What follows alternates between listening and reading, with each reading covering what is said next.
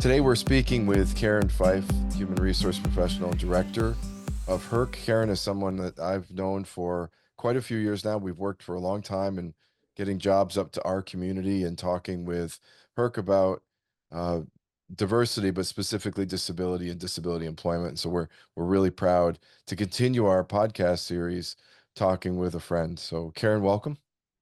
Thank you so much, John. It's such a pleasure to be here. And as you said, we've been partnering for a long time on programming and information sharing, and I'm really happy to be here with you today.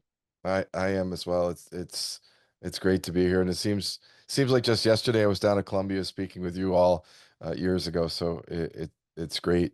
It's great to converse again. So explain to everybody, what is HERC? Help us out. Sure. So HERC is a national nonprofit organization, and we're set up in geographic regions. So I am the director for the Metro New York and Southern Connecticut regional affiliate, which is housed at Columbia University's Office of Institutional Equity. HERC has been around for more than 20 years. Our region has been here at Columbia since its inception in 2007. So we really have worked supporting our regional affiliates, our members, which are other higher education institutions, with the recruitment and retention of diverse faculty and staff.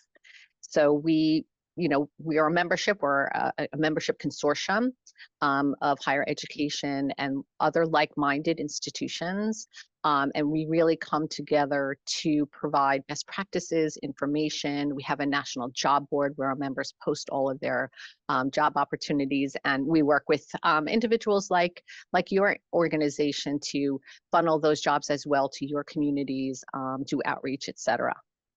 That's great. You mentioned diverse workforce, and I was going to get to that, but we might as well start with that. How important, in your opinion, is a diverse workforce in today's marketplace?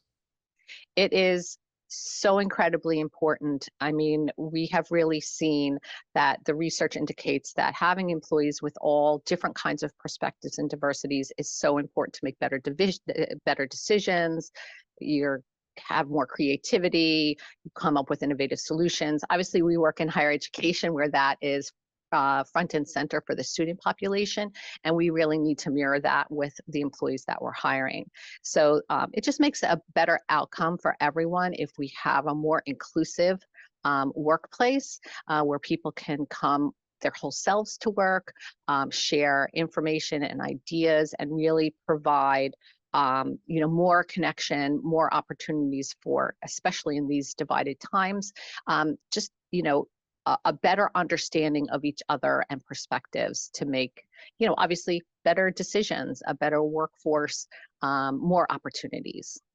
We've seen the same thing. The diversity, unfortunately, is a negative word right now on CNBC and Wall Street Journal and some of those places. But when you get into the business community and you get into your general areas where people work and live, diversity, in my opinion, is as strong as ever as far as the groundswell goes, right? We want to help each other. We see that.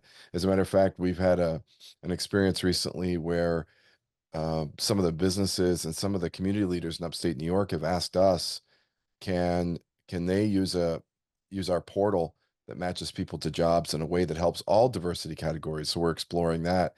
So there's a groundswell of support for diversity, and yet you do hear nationally it's negative, and that's too bad, because we have seen that a variety of experiences only help the businesses, and in your case the schools, that that are in our communities. Oh, for sure. And I do think, to your point, I don't think we do an annual job seeker survey. So every January, we put out a group of questions to job seekers who utilize our jobs board for not only looking for jobs, but a lot of the other resources that we have to support job seekers in their journey, whether they're passive or more actively seeking employment. And through the job seeker survey, we ask questions about how important different things are to them as they're looking for their next opportunity, what would make them move to a job, et cetera. And one of the things that is consistent year after year is the importance of that diversity within the environment that they're working. So from the employee perspective, it is very important. And so I think that we need to, for us, that is part of our mission. Our mission is to create a diverse, equitable, inclusive workplace where everyone can thrive. So with that, if that word is now, one that we maybe can't use, or in some places, in some states, people won't be able to use it for their work, or which is, again, we can talk about what that means, but how do we still get to that point where we are thinking about that holistically for our members, for our job seekers, providing those kinds of opportunities. So it's not the word, it's what you do. So it's a little scary to not be able to use that word, because when you look at like Webster's dictionary, I don't really understand why that would be problematic for anybody to have that word diversity be a bad word. But at the end of the day, what are we trying to accomplish, and how do we go around in a situation to provide opportunities for people from all different kinds of backgrounds, and in your case, people with disabilities? Like, how do we do outreach? How do we create better outcomes for everyone? Yeah, we've seen less pushback on the word disability, and certainly recruiting people with disabilities, but we certainly have seen it in diversity, and that's too bad. Maybe disability can bring some of the diversity back, which would be nice. Talk to me a little bit about recruiting people with disabilities, and how it has evolved over 5, 10 years. Well, certainly it has always been part of our mission to do outreach to a broad section of communities that might not necessarily think about careers in higher education. So whether you're a veteran, whether you're an individual with disability, whether you're a woman, a person of color, marginalized communities, how do we target them? And one of the things that we do as a national organization, but also regionally, is partner with folks like you. How do we get information to the job seekers about our opportunities? So through our national job board, connecting with folks like you, the Our Ability job board, all of our jobs are fed to your site, so folks can take a look at it there. But also, really providing, opportunities for our members to understand the best practices around inclusivity, and in particular, how is it different to hire someone with a disability? What does that mean? What are our legal responsibilities? What can we do? What should we do? So we've really done a lot of work in that realm to provide information, resources from experts like yourself, to help them do a better job at outreach, at outcomes, at ensuring that their job posts are talking about the key skills for the job, and not like, do they really have to lift 50 pounds? Do they really have to do this? Like, what are the essential functions of the job? And really drilling down on that with our members, so that this way they are not discounting people, whether it's people with disabilities or others, at the offset. How do we kind of share that information? So, you have done tremendous work for our community, for my region, by doing those kinds of best practices, informational overviews. But we do similar programming with other community-based organizations. We did a great for National Disability Employment Awareness Month. At the beginning of October, we had a panel discussion where we had someone from United Spinal, someone from Mass Commission for the Blind, the person who is responsible for accessibility for the SUNY system was the facilitator for the conversation.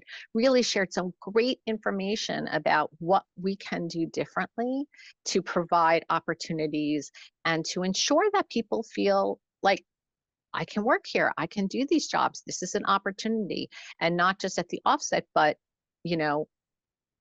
during the interview, during the whole process, what opportunities can we provide, and best practices. I heard about the SUNY people. They called and asked me about the what was going to happen in the panel discussion. It made me smile thinking about it. So you had good people on the panel, and I knew that from afar. So good for you. You mentioned accessibility. How important is accessibility in this equation for you and for your members? I think it's really important because, as we know, removing barriers, not just for individual disabilities, removes it for everyone. You talk about like the little cutouts in the sidewalk, how, okay, so we did that from an accessibility standpoint for people who wheelchairs. But I'll tell you, if you have a baby with a stroller, if you're, just, don't want to lift your leg, whatever, these kinds of things are important for everyone. And I think that that's what we need to think about. And, in terms of diversity too, these kinds of things are important for everyone, not just for, one segment of your employee population. Thinking about the essential skills of the job are important for any employee, anyone that you're hiring, any job post that you're putting out, not just to target specific employee or job seeking populations, but just in general. And, I think that, and we all know that from the data that individuals with disabilities are, are easier to retain. They come, they stay, they work hard. I mean, the data is there to support for us as hiring managers. Why would you not? Why would you not do that? Yeah. So. We've seen some data from Tim Hortons in Canada that say that their employees with disabilities stay 7 times longer. So, that's important data to share with businesses. And when I say that in front of a business, it opens their eyes to the possibilities, and they start making the fiscal calculation of retention versus recruiting, and that's a big win for our community when we get that information out to people. Right. And I think that that's so key, is to, have it be data driven. And that's what people are looking for in this day and age, is show me the data. What's my return on investment? And when you talk about the cost of replacing someone, or hiring someone, it's very high. And, even though the market has shifted a little bit, just training someone for, to take on a, new job takes time, and it's a drain on the rest of the workforce, right? So, it creates this environment of, the more people that you can provide opportunities to and have, a cohesive work unit with those different perspectives, creates opportunities for everyone. Yeah, absolutely. We mentioned your members, but maybe we should take a minute or two to talk about some of the members that you have inside Metro New York and Southern Connecticut. Who are you working with? So we have over 30 different members. And again, we're a membership consortium. So we have an annual process where they pay dues to us. They post all of their jobs on our job board, and they have access to a member portal. And on that member portal are resources and toolkits and information, like we have a disability inclusions toolkit, like really providing them, foundational information, a community of practice where they can ask questions like, oh, how did you create a job post? Or can anybody share a job post for a specific type of job? Or, other kinds of information sharing, but also just, an opportunity network. We also do programming, as I said, as I mentioned, the panel that we did to provide. So we do that regionally, but also on a national level. We're a national organization, so they provide, the platform for our job board, as well as other kinds of webinars and programming on a national level that can mirror what we do locally, but also sometimes we do something that's more specific to our region, like the Equal Pay Act in New York City was very specific. It came early on here, so we did some programming around that. But in terms of members, we have the city university system, so that's pretty big. So we have public, private, small, large. We have some research labs. So it's really so varied in terms of the type of educational institution. We also have the Museum of Natural History as one of our members. So really some really interesting, but again, all abutting the sort of higher education and learning space. But the jobs are really varied. So everything from tenure track faculty, adjunct professors, high-level administrative staff jobs, to, dining services, public safety, sports coaches, you name it. I mean, to a place like Columbia, which is where, my office resides, it's like a mini city. They employ, between the medical center and the campus community, probably almost as much as the city government does here in New York City. So, lots of employees, lots of different types of jobs at all different levels. So, and The higher education, realm is a great place to work because many of them also provide opportunities for, ongoing learning, whether it's at their own institution or someplace else, some sort of opportunity for that. Yeah, yeah, I'm glad you mentioned that because, people with disabilities tend to be a little bit more educated than the world might understand because education is a safe place for us. And the employment environment typically has not been a safe place. So mentioning those jobs, yes, food service and janitorial early, but then the jobs that are, 1, 2 degrees are really important for our community because a lot of us are in that space. And in a lot of cases, physically, it's easier for us to have these maybe more cerebral jobs than in other cases. So it's great. I'm glad you mentioned that because that's really important. Also additionally, during COVID, I was a student at CUNY. I did my master's in disability studies while I was sitting at my desk and not traveling and speaking around the world. So it was great for me to have that experience as a student with a disability, just to increase my own education around my own topic, and to be well rounded. But knowing some of the employees at CUNY that I dealt with are people with disabilities, so that was great for me to see it from this side and experience it. So I applaud you and what you're doing with all of your members, certainly. So that's great. Yeah, I mean, we've had great opportunity to share that information. Like you said, like what can we do to provide our employees the same opportunity that our students get, right? Students are here for 4 years. They have accessibility, requirements, et cetera. We should be doing the same thing for our employees. And how do we go about doing that, providing those opportunities? Completely agree. Karen, can you share with us some success stories or a success story that comes to mind so that we can put a human experience perspective to this?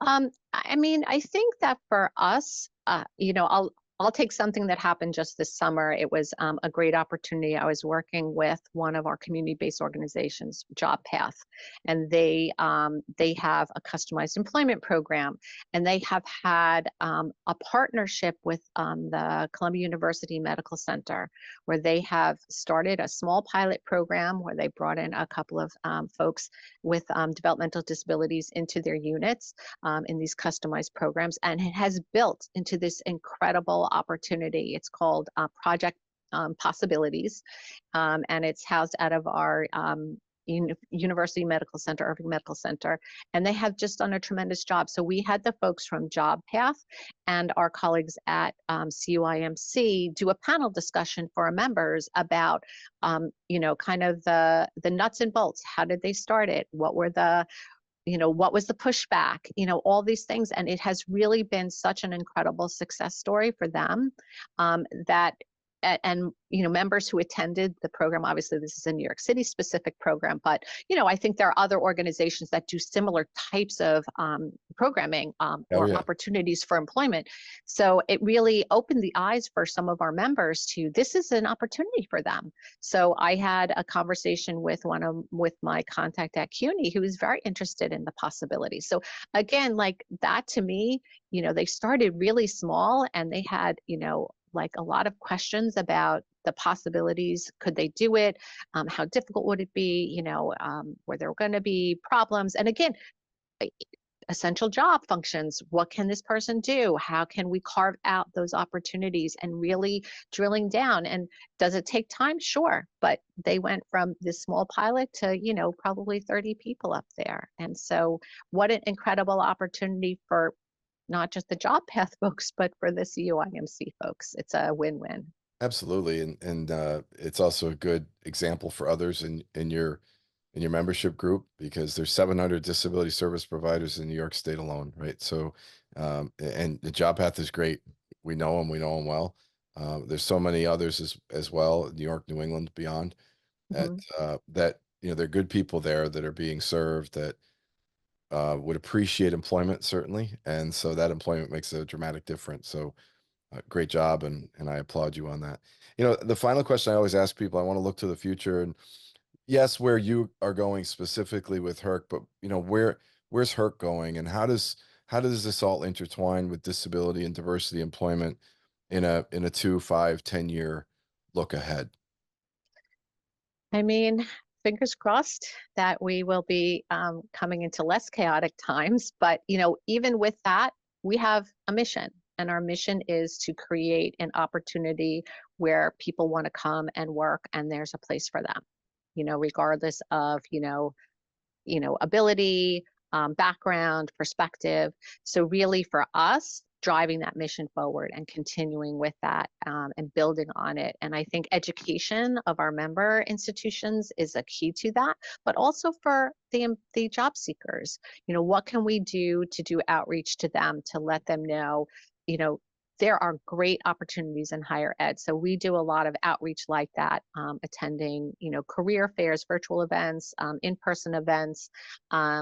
I did something for United Spinal where I did an overview of careers in higher education for they have a cohort that they bring in of job seekers across the country. So really an opportunity to share information about what can they do to think about next steps in their career, what kinds of information and resources HERC has on our HERC Jobs website, not just the jobs, but other kinds of resources and information to support them in their search process. So I think starting small and building is really important, just sort of like what the CUIMC folks did. And, doing outreach is so important and really connecting with folks like you who are on the ground and can point us in the right direction as organizations. And I think for us, my hope for HERC is that we will be a leader in this space. As we look to the future, regardless of what we call, the diversity piece, but also to make sure that the employees who come here feel connected, feel supported, that their voices are heard, their perspectives are, valued. So I think for us, setting that groundwork and building on it. That's great. Karen, how can people get a hold of you? They can email me at herc@columbia.edu. They can connect with me on LinkedIn. It's a great, LinkedIn is a great resource. I say to my kids all the time, you don't know how lucky you are that you have LinkedIn. We Yeah, didn't have this when I was very growing up. true.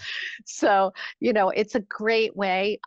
We have, follow HERC on LinkedIn. We post lots of resources, thought leadership. I repost a lot of stuff, but I also post a lot of stuff, about disability inclusion and just inclusionary practices in general on my LinkedIn. So definitely that. And hop onto the hercjobs.org website. There's just a lot of great information there and a way to, whether you're an active or passive job seeker, like just a lot of great tips and information there. That's great. Karen Fife, Director of Metro New York and Southern Connecticut HERC, thank you very much for coming. And just as an observer, you guys do a great job. We've dealt with schools and universities all over North America, and we know the good work that you're doing. So keep up the good work. Thank you so much. And thanks for having me today, John. I really appreciate it.